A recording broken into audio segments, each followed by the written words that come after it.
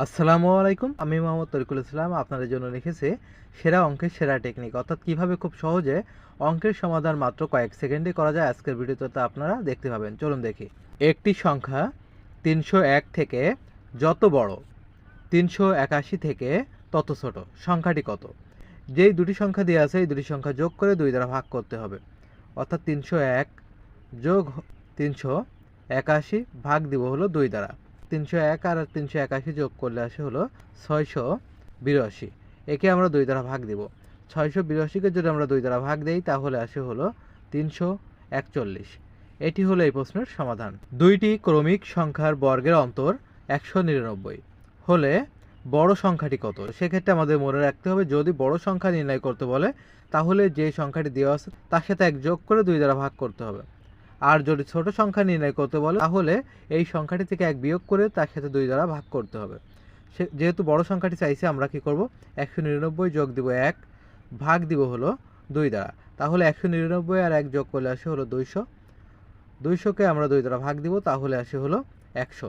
এটি হলো বড় সংখ্যা। তিনটি ক্রমিক সংখ্যার যোগফল 123। সংখ্যা তিনটি নির্ণয় করো। সেক্ষেত্রে আমরা খুব সহজে যেভাবে নির্ণয় করব, যেহেতু তিনটি সংখ্যা যোগ করলে হবে 123, সেক্ষেত্রে আমরা 123কে 3 দ্বারা ভাগ করব। তাহলে 3 দ্বারা যদি 123কে ভাগ করি, 3 12-এর ভিতরে যায় 4 বার এবং 3-এর ভিতরে যায় 1 বার, অর্থাৎ তাহলে আসে 41। এই 41 হলো মধ্যম সংখ্যা, মানে মাঝের সংখ্যাটি। সেক্ষেত্রে যেহেতু তিনটি ক্রমিক সংখ্যা চাইছে, সেহেতু আমরা 41-এর আগের সংখ্যাটি হবে 40, তারপর 41 এবং তারপর আসবে 42। এই তিনটি সংখ্যা যোগ করলে হয় হলো 123। 0.001 গুণ 0.0000875 সমান কত? সেক্ষেত্রে আমরা খুব সহজে যেভাবে নির্ণয় করব, যে সংখ্যাগুলো আছে এগুলো গুণ করতে হবে। 1 আর এই 875 গুণ করলে আসে হলো 875। এবার দেখতে হবে দশমিকের পরে কয়টা ডিজিট। এখানে আছে দশমিকের পরে 3টা ডিজিট এবং এখানে আছে দশমিকের পরে 6টা ডিজিট, মোট 9টা ডিজিট। যেহেতু আমরা 3টা ডিজিট দিয়েছি, তাহলে তার পূর্বে আরও 6টি শূন্য আমাদের দিতে হবে। 2 3 4 5 6, তার পূর্বে দশমিক দিয়ে আরেকটি শূন্য। এটি হলো এই প্রশ্নের সমাধান। এইভাবে দশমিকের যে কোনো গুণ আপনারা খুব সহজেই করতে পারবেন।